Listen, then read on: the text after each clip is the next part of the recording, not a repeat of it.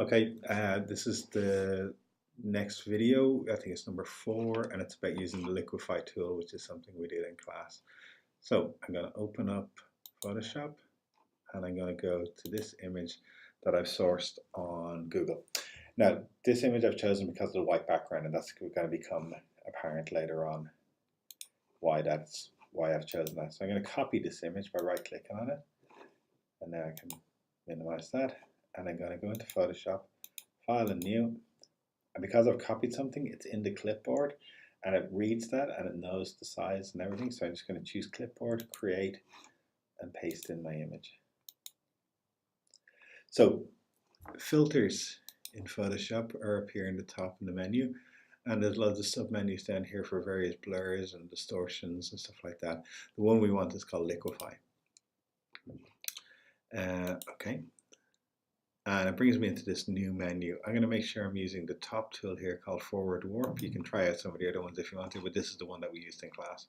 So we've got a brush here, and as usual, the brackets beside the letter P make that brush bigger and smaller. So the thing to remember about this brush is that it's, think of it as like a magnet almost that you're using to drag around the image. The center is more magnetic than the edge in this sense. So if I use the edge against, say, the ear there, you see, and alongside the jaw, you see I'm pushing it only a little bit. But if I put the center of it right on the line, you see the way it's a lot more sticky. So I'm going to cancel that and start again. So just wanted to make that point. Liquify. So I'm going to make my brush quite a bit bigger. So I'm going to grab the eye there, or the side of the head, should I say, and push in. I'm going to go to that corner there. This brush is quite big, so it grabs quite a lot in one go. Now, I'm going to make the brush smaller because I want to move the chin, but I don't want the lips to kind of change too much. Make it a little bit bigger. So I'm trying to get a lot of movement in as few kind of mouse clicks as possible. So let's go to the edge of the nose. I'm going to narrow the nose. But I don't want the brush big enough so that it's touching off, say, the top lip or anything like that. I want these to be fairly subtle movements. I'm going to arch the eyebrows. I'm going to make that brush a little smaller. I'm just going to do it a bit at a time. And I'm not going really fast with the mouse. You can hear the clicks there, I'm sure. I'm just doing a little bit each time. And that way, if I make a mistake, I can just undo it. Now, as with everybody, her face isn't symmetrical. You can see this eye is slightly different from this one. It's slightly higher. So I'm going to do, and again, these aren't criticisms. They're just the way everybody is. So I'm going to drop that eye a little bit. Drop the brow with it. I'm going to tuck in that ear a little bit. Same over here. And again, I'm not suggesting that this person needs any help from me. It's just to show you what can be done. Smooth out that line of the neck. You want to try and do these things as subtly as possible. So I'm going to OK this. And now I'm going to paste her back in the way she was before. So whenever you have something copied, it still lives in the clipboard until you copy something else. So that's after and that's before. So it's unless you'd seen it before, you wouldn't think there was anything up. But that's it. So I'm going to use get rid of this layer, drag it into the bin. I'm going to use this one. Let's change her eye color. So I'm going to make a new layer on top. Paintbrush. I'm going to choose a ridiculous blue that nobody has that eye color. Certainly as strong as this. 2 big blobs of blue. And what I'm going to do is I'm going to go from normal to overlay. And now she has those ridiculous eyes. So I'm going to zoom in close. And with my eraser, I'm just going to get where the blue kind of went onto the eye. Because it's a soft edge brush, so there's going to be some overspill, if you like.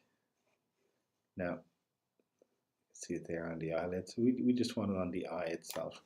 So I'm going to hold the space bar down. See that? It turns into a hand, and I can click and drag. So I don't have to zoom back out again.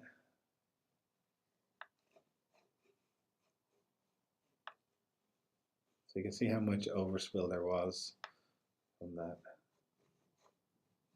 So the eye tends to have a black or dark edge to it, so that'll help us kind of hide that gap or that line as such.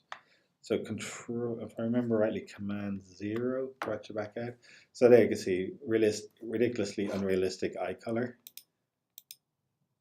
And so I'll show you one more thing related to this, and it's a thing called dodging and burning.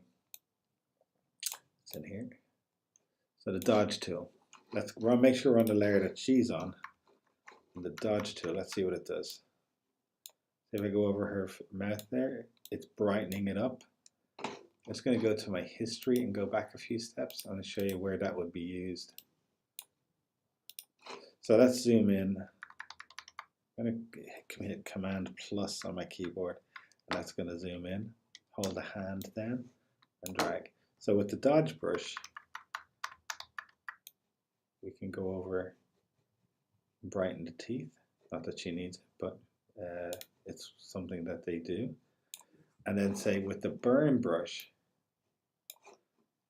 you can darken the lips, bring out the red that's already there. And dodging and burning are two old photographic terms from the days of dark rooms, when you would dodge and burn to bring more light into an image. So Command 0, bring it back out to full screen. And so say if we go to dodge again and onto her eyes, we can make them a little whiter in the background. We might make that blue a bit more intense. So dodging and burning allows you to emphasize these things. Let's go back to burn, and let's get a big brush. See what that does. Really emphasizes the shadow on one side of her face. So Command minus.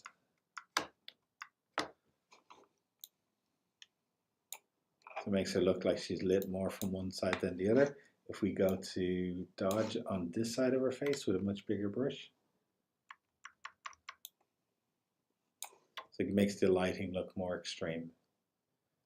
Okay, so that's a couple of more techniques that you can use, a combination of Liquify, dodging and burning, and the color mode, or sorry, the blend mode on the eyes. Okay, thanks for watching till the end. If you have any ideas for tutorials you'd like me to make, send them to wmcdermott@cdcfe.com. That address should be on your screen right now. Thanks for watching.